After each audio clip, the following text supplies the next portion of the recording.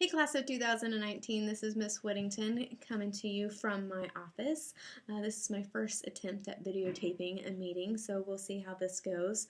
I have a lot of information that I want to share with you. I really would love to come to all your classes and talk with you and meet with you guys individually, but it gets a little crazy and there's a lot of you and only one of me, so I thought maybe this might be the best way. So first thing on my agenda I want to talk to you about is your Twitter accounts.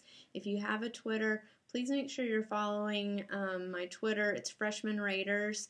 And then the other one is Rater Counseling.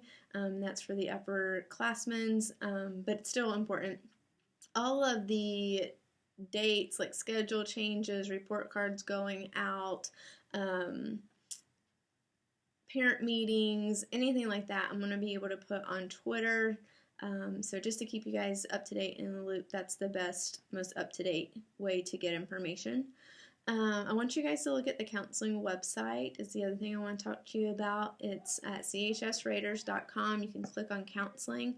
And if you go to the grade level info, you'll be able to see the upcoming sophomore worksheet for registration, which we're going to talk about in just a few minutes.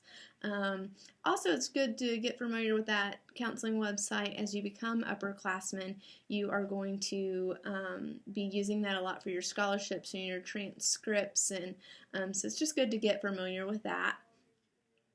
Registration for next semester. I know some of you guys are already anxious and ready to get going on that. I just want you to let you know that in February we'll start giving out information. I have a parent meeting that you can attend where we'll go over what is required, and then in March during Connections we will start setting up the class request. So and again, you could go to the counseling website and you can go ahead and look at those required classes. You will have a foreign language. You need to go ahead and start thinking about those things, but we'll be actually doing those in March. So kind of going along with class selection, you guys just finished your first semester of high school, so good job you. Hopefully everyone passed all of their classes, and if you did, then you just have earned 4 credits towards graduation, so good job to you. If there were classes that you didn't pass, and I didn't have a lot of freshmen, I have them all written out. I only had like 3 that didn't pass some core classes, and then I have several others that didn't pass some electives and CTE classes.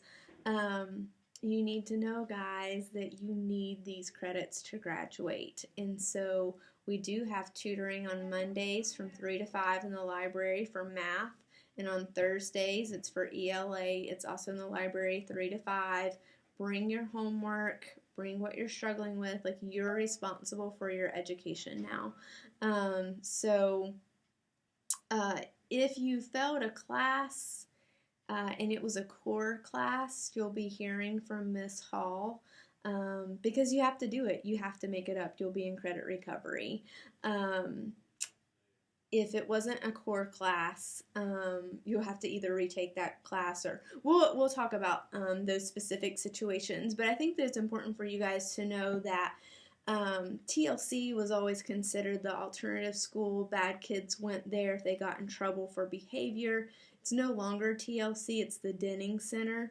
The Denning Center is a place for at-risk kids who are not on track to graduate.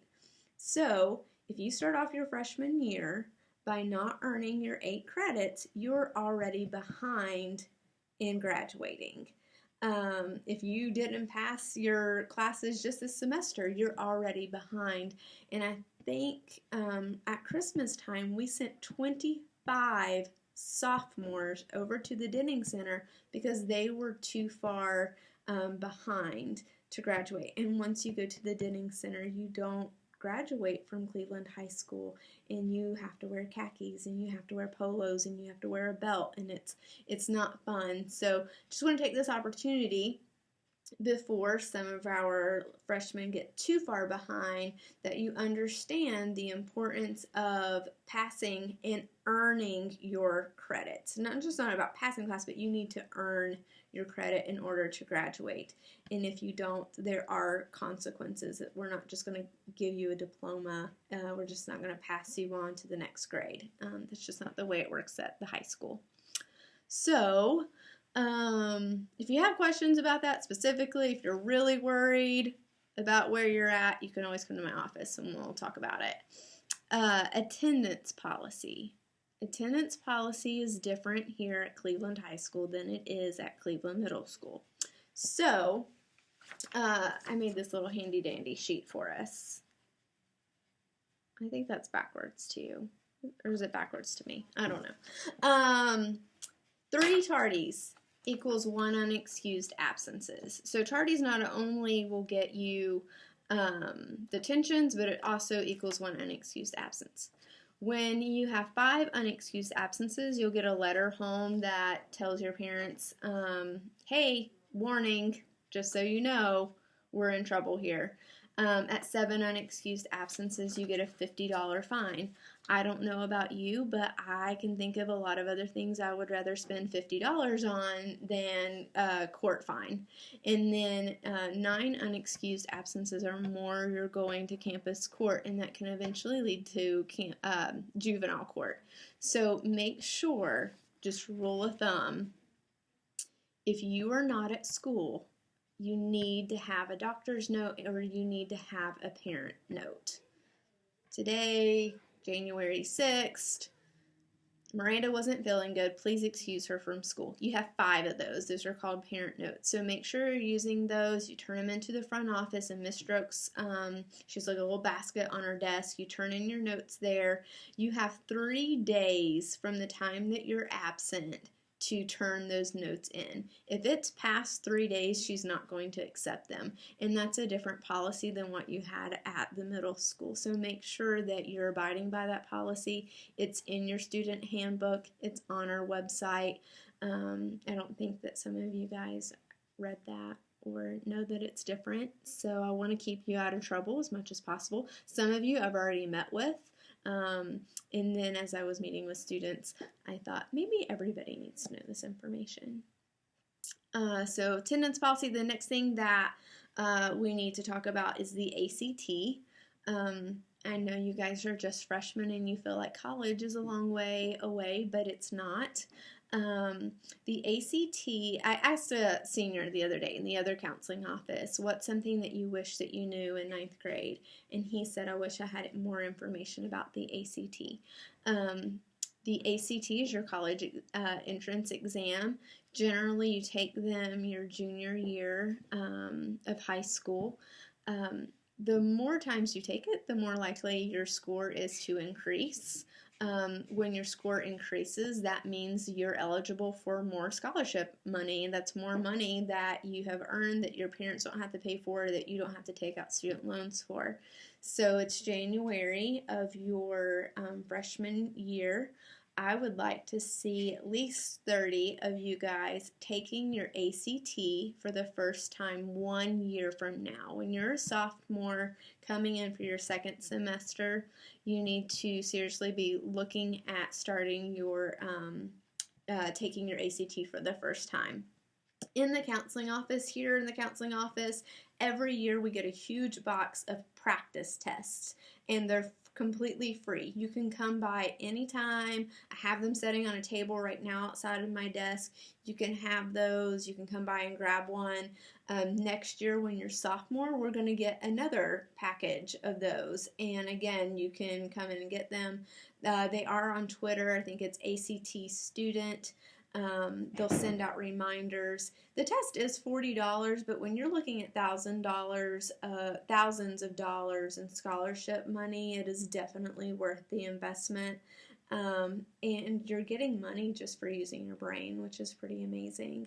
So if you have questions about the ACT or more specific questions, again, you guys can always come to my office and we'll take care of that. One more thing is my last little tidbit here. Next Tuesday, that is the 19th, you guys will be meeting with Kevin from Jostens, and he is going to be going over your commitment to graduate. You will report to your connections class during normal connection time. Teachers, once you have taken a roll, you will walk your kids down to the volleyball gym. You will need to sit with your class. We will be calling classes down to sign the banner and your commitment to graduate, and then we will release from the volleyball gym. So that is next Tuesday. So again, just a little point, Twitter, Freshman Raiders. You need to look at the counseling website. Registrations start around March.